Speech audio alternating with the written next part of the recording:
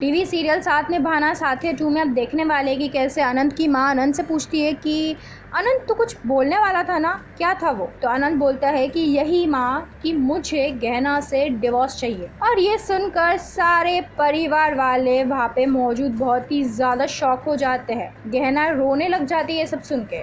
तभी अनंत के पापा बोलते हैं कि तुम ये प्यारी सी बच्ची से तलाक लेना चाहते हो? तुम एक बार सोचे भी नहीं इस बेचारी पर क्या बीत रही होगी? ये सब बोलने से पहले तुम एक बार भी नहीं सोचे? तो अनंत कहता है कि हाँ, मैं डिवोर्स लेना चाहता हूँ और जो काम मुझे पहले करना चाहिए था वो अब मैं करने वाला हूँ। मुझे भी अपनी जिंदगी जीने का हक है। मैं आप लोगों के कहने पर गहना से शादी किया था और मैंने ये परिवार के लिए बहुत कुछ किया है। मैं अपनी जिंदगी जी कर रहूंगा। आप लोग कुछ भी कर ले, आप लोग कुछ भी कह ले, मैं सुनने नहीं वाला हूँ। आप लोग मुझे नहीं रोक सकते। अब मैं उसके साथ अपनी जिंदगी बिताऊंगा जिसके साथ मैं प्यार करता हूँ। गहना बिचारी नहीं रही अब वो अपने पैरों पर खड़ी हो चुकी है और वो कभी सागर के साथ खेलते रहती है तो वही कभी राधिका पर गलत इल्जाम लगाते रहती है। ये सब सुन के तो राधिका मन ही मन बहुत ही ज्यादा खुश हो जाती है और सोचती है कि फाइनली उसका प्लान कामयाब हुआ। फिर अनंत की माँ आती है और अनंत से कहती है कि बस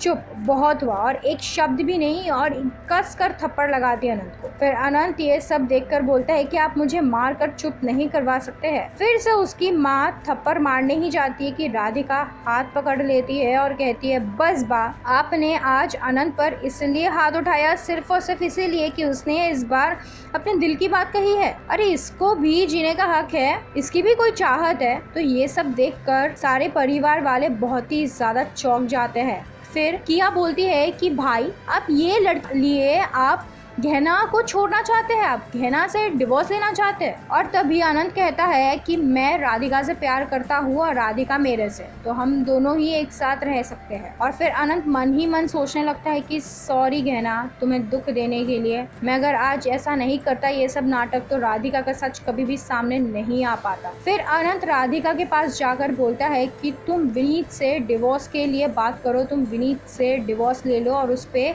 ये इल्जाम लगाओ जो उसने सही में तुम पर अत्याचार किया है, ये सब के बारे में उस पर इल्जाम लगाओ।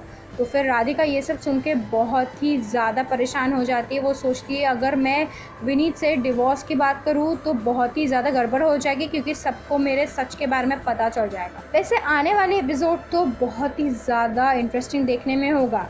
क्या लगता है आपको, क्या गहना और अनंत की डिवोर्स हो जाएगी या फिर राधिका का सच सबके सामने आ जाएगा? क्या लगता है आपको, ये हमें हमारी कमेंट सेक्शन में ज़रूर बताइए। और साथ ही साथ इस वीडियो को लाइक एंड शेयर करना ना भूलें और सब्सक्राइब करें हमारा यूट्यूब चैनल टेली चक्कर।